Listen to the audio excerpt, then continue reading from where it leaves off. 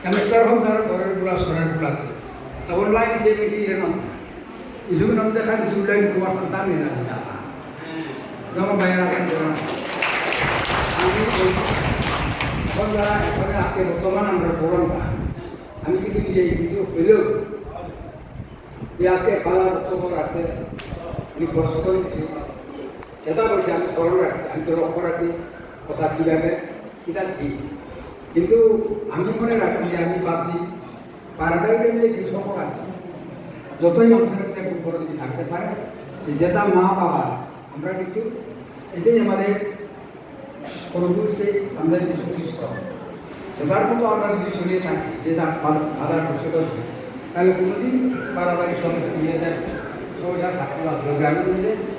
কোনো কেউ থাকতে আসবে না কিন্তু সেটা বুঝে না মানুষের মাত্র ভুলা যায় কিছু সংখ্যক ভুল ভারত বুঝা